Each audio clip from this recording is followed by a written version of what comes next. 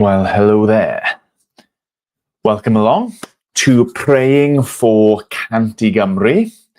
Down here, landscape, up there, portrait mode.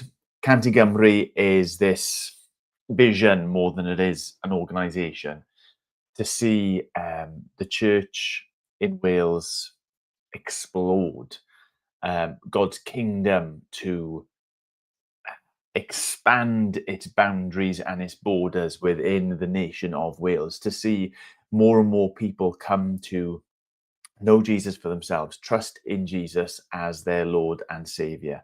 And one of the things that I'm part of is this commitment to pray every week for 15 minutes for the vision of that taking place, of God's kingdom come in Wales as it is in heaven. And so I jump on to be held accountable, and also to encourage other folks to get with the program and to be praying for that as well.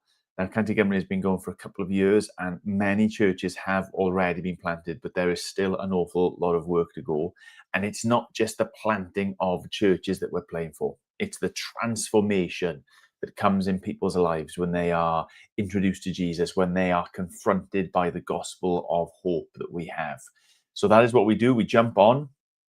Canty Gymru want this vision of revival across Wales through churches being planted in places where no witness exists at the moment. And we reflect on a psalm to help understand or inform how we could be praying for that. And today we are on Psalm 77. We are slowly working our way through this book by Owen Cottam, one of the leaders of the Canty Gymru movement, slowly working our way through that book, reflecting on a couple of the Psalms that he calls us to reflect on. And today we're in Psalm 77.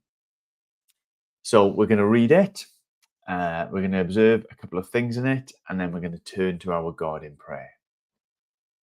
Psalm 77 verse 1 says this: I cry aloud to God, and he will hear me. I sought the Lord in my day of trouble. My hands were continually lifted up all night long. I refused to be comforted. Think of God, I groan, I meditate, my spirit becomes weak. You have kept me from closing my eyes. I am troubled and cannot speak. I consider days of old, years long past. At night I remember my music. I meditate in my heart, and my spirit ponders. Will the Lord reject forever and never again show favor? Has his faithful love ceased forever? Is his promise at an end for all generations? Has God forgotten to be gracious? Has he in anger withheld his compassion? So I say, I am grieved that the right hand of the Most High has changed. I will remember the Lord's works. Yes, I will remember your ancient wonders. I will reflect on all you have done and meditate on your actions. God, your way is holy. What God is great like God? You are the God who works wonders. You revealed your strength among the peoples. With power you redeemed your people, the descendants of Jacob and Joseph. The water saw you, God.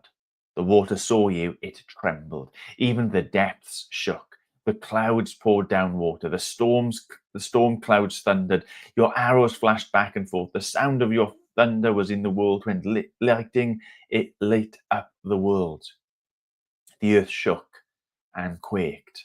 Your way went through the sea, and your path through the vast waters. But your footprints were unseen. You led your people like a flock by the hand of Moses and Aaron. Okay, so just like a couple of things to observe from this is that sense, that feeling that all is not right. More than that, that there is something in our souls, as it is in Asaph or Jeduthun at the title there, that's in their souls that a change needs to happen. That there is a deep sense of longing and desire for God to come in a marvelous and a miraculous way. And I wonder whether that is genuinely our hearts for Wales, especially amongst those of us who are happy and contented and provided for. Life is good. Modern life is good-ish. Um, do I have that sense of desperation that God would come in our land again and change things? Well, it doesn't take very long in my life, in your life, I'm guessing. Certainly, when we cast our eyes further afield and into the situations that we find ourselves, to see that this world, this place, this nation is still desperately broken. That it is a place that is filled with rejoicing, yes, but also with sorrow and sadness and hardship. Um, and I think when we're honest with ourselves and honest about the world around us, then we can be moved to this place where, like, sleep escapes us for want, for desire, for desperation, for change to come. I think as well, the first couple of verses of this challenge me to be someone who is persistent in prayer. Um, that it's not a one and done sort of thing. Here is a situation I want to pray about. I leave it at your feet, Lord, and I walk away. That there is actually like a good and proper way of doing that, but as well as a good and there's a proper way of like maintaining our prayers, persevering in our prayers. When our heart is broken for something, we won't stop praying about it until we have the response from God.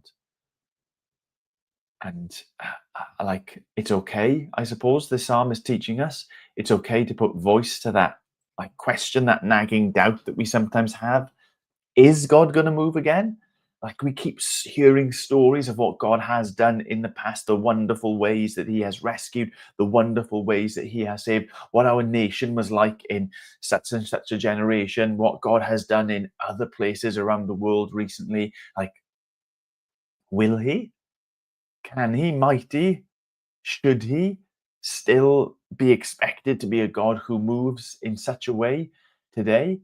Um, and I think ultimately the psalm, by remembering how God has moved, by remembering how God has kept his promises, by remembering the remarkable things that God has done in biblical history and Welsh church history and revival history, near history around the world, should take us to that place where we have like confidence. They feel like things that maybe we can't have at the same time, like desperation, hearts that are yearning for change, like sleep escaping us because we're so desperate for something to happen, but also confidence that God will see, that God does respond, that God does act. To us, like, it seems like an age, it seems like an eternity. Why aren't you moving, God? But to him, it's like a day. Um, so it's for me a psalm which encourages to be honest and raw and broken, to be persistent in our prayers, but confident in the one that we're praying to. So we are going to be praying for these churches, for our nation. And just thinking, one of the things we were praying, me and a couple of guys this morning, is that in the midst of all the things that are happening, that people wouldn't get lost. As in, the activity of planting churches, maybe, or the activity of Christmas events and things like that. That the heart of it, the focus of it, of people meeting and encountering Christ, that would be there in the midst of our prayers. So let's spend the rest of our time together, turning to God, crying out aloud, confident that he hears and he responds. Lord God, our nation is broken. Lord God, our country is a country that is filled with darkness and despair. That there are pockets of rejoicing and thanksgiving. There is your grace to be seen and found. But for the most part, Lord God, our nation is desperate, desperate for you, whether it recognizes it or not. Lord, as people are lost, like in that spiritual sense or in that very literal sense of lives that have been long-lived or short-lived coming to an end. Lord, our nation needs you. Lord, help your church to be a people who are not satisfied with the way things are. Along with Paul, we want to be able to say that we are content in all circumstances for ourselves. But Lord, give us this dissatisfaction that Psalm 77 suggests we might have, that we ought to have. Give us that dissatisfaction that we won't just be amazed that 1 and 2 and 3 and 4 have come to be planted or to be saved in those plans, but we are desperate for your work and your movement so that our nation would be utterly transformed. Lord, I thank you for that view on Sunday of a church that is full, but Lord God, I pray that you would give me a heart that breaks for a town, for communities around Ammanford, for places even more remote than us that are devoid and empty when it comes to hope and faith and a future that is grounded and based in Jesus.